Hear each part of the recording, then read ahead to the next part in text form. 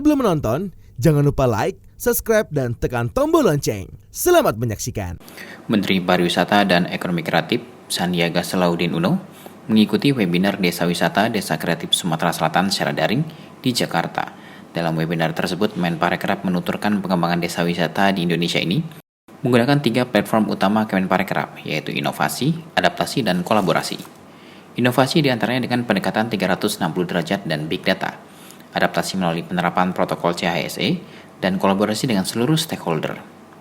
Sehingga desa wisata nantinya dapat menjadi destinasi yang berkelas dunia, berdaya saing, dan berkelanjutan, serta menciptakan lapangan kerja seluas-luasnya. Turut hadir Wakil Menteri Desa PDTT Budi Aristiadi, Direktur Tata Kelola Kemenparekraf Indrani Tua, Direktur Kuliner, Kriya Desain, dan Fashion Kemenparekraf Yuke Sri Rahayu, Ketua Asosiasi Desa Kreatif Indonesia Fikri El Aziz, Kepala Desa Burai Ogan Ilir Erik Asrilah, dan seluruh jajaran pemerintah di Sumatera Selatan. Menparekraf menjelaskan untuk mendukung pencapaian RPJMN 2020-2024 dalam rangka pembangunan 244 desa wisata, Kemenparekraf memberikan pelatihan dan peningkatan sumber daya manusia. Selain itu juga peningkatan kompetensi dari aspek wirausaha melalui gerakan Bangga Buatan Indonesia, serta bantuan insentif pemerintah 2021 yang dianggarkan kurang lebih 60 miliar rupiah. Kemudian ia juga mendorong pemerintah Sumatera Selatan untuk dapat berpartisipasi secara aktif dalam ajang Anugerah Desa Wisata 2021, karena ajang bergengsi tersebut dapat membangun motivasi bagi para pengelola desa. Nah, platform kami sesuai dengan arahan dari Presiden adalah inovasi, adaptasi, dan kolaborasi. Presiden maunya cepat semuanya, walaupun dalam keadaan COVID, disiapkan inovasi dalam bentuk pendekatan 360 dan big data. Adaptasi, sekarang zamannya COVID, pandemi dan sulitnya ekonomi berarti semuanya harus mengacu kepada protokol kesehatan yang ketat dan disiplin. Setelah itu kolaborasi. Saya ini kerja buat Pak Budi sebetulnya, karena ini desa di bawah kementeriannya Pak Munce, jadi saya di BKO-kan, saya lapor ke beliau, apalagi beliau Ketua Dewan Pembina kita di ADKI. Nah, program Kemenparekraf yang kita ingin dorong ini adalah desa wisata, baik dari SDM maupun juga dari wirausahanya. Kita juga ingin ciptakan BUMDes-BUMDes yang kuat melalui BUMDes yang pendekatannya startup. Dan pengembangan ekonomi kreatif ini juga sekarang didukung oleh gerakan Bangga Buatan Indonesia, bantuan insentif pemerintah, dan gerakan bukan desa kita yang membangun desa, tapi justru desa yang membangun Indonesia.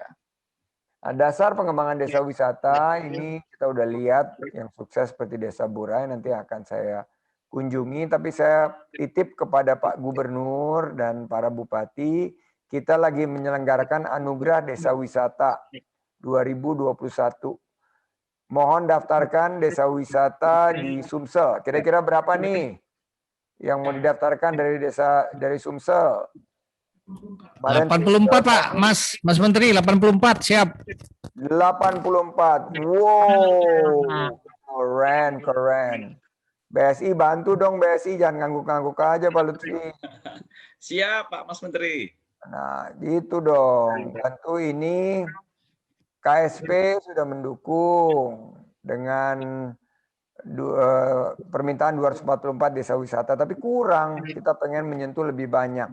Jadi kita tingkatkan dengan bantuan Pak Budi, Pak Wamen, ini kita harapkan bisa menjangkau lebih banyak desa wisata, dan anugerah desa wisata ini per hari ini sudah yang didaftarkan izin lapor Pak Wamen sudah di atas 300. Untuk ajang ADWI 2021 memiliki 7 kategori penilaian yang terdiri dari kategori CHSE, konten kreatif, homestay, toilet, desa digital, souvenir, dan daya tarik wisata. Bagi desa wisata yang ingin mendaftar, bisa langsung akses melalui jadesta.com/adwi 2021 dengan waktu pendaftaran hingga 26 Juni 2021. Dalam kesempatan itu, Direktur Kuliner, Kriya Desain, dan Fashion Kemenparekraf Yuke Sri Rahayu menambahkan saat ini Kemenparekraf tengah mengembangkan 2 ragam desa, yaitu desa wisata dan desa kreatif. Tujuannya sama, untuk meningkatkan ekonomi dan kesejahteraan masyarakat melalui pariwisata dan ekonomi kreatif di wilayah desa. Kemenparekraf saat ini juga sedang menyusun panduan pengembangan desa kreatif dengan desa percontohan di 2 desa di Kabupaten Tanah Bumbu, Kalimantan Selatan melalui program pengembangan dan pemberdayaan masyarakat. kedua desa tersebut yakni Desa Mustika dan Desa Sumberbaru.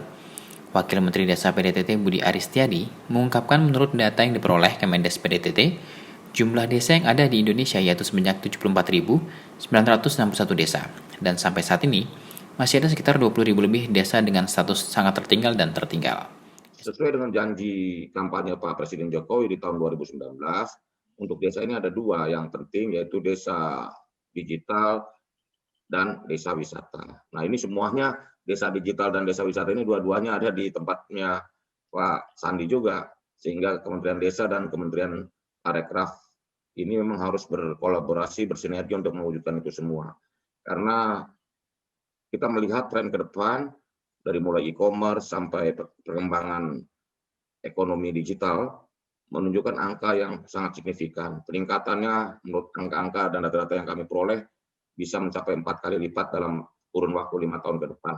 Jika sebelumnya nilai e-commerce kita hanya 21 miliar US dollar di tahun 2019, diprediksi di tahun 2024 bisa mencapai hingga 100 miliar dolar atau hampir 5 kali lipat.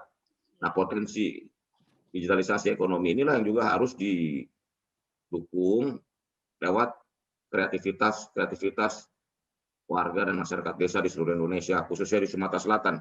Sumatera Selatan banyak produk-produk kreatif, produk-produk yang unggul dan bisa dipasarkan ke seluruh masyarakat Indonesia dan juga diekspor. Nah, karena itulah kita mengharapkan kolaborasi dan sinergi ini bisa terwujud dalam peningkatan kapasitas maupun peningkatan volume dari transaksi-transaksi produk-produk unggulan desa.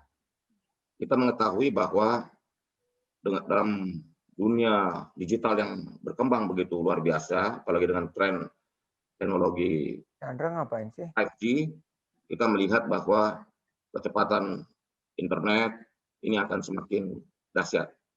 Nah, tantangannya adalah jangan sampai masyarakat desa ini cuma menjadi konsumen dari kecepatan dan bertumbuhnya ekosistem digital. Karena warga desa atau warga masyarakat Indonesia harus jadi pelaku, menjadi produsen. Karena dengan menjadi produsen, menjadi pelaku, maka kita mengharapkan ekonomi masyarakat, ekonomi warga desa khususnya bisa lebih meningkat, dan juga kesejahteraan masyarakat bisa meningkat dan kemiskinan di pedesaan bisa kita atasi bersama. Tim Eljan Media melaporkan.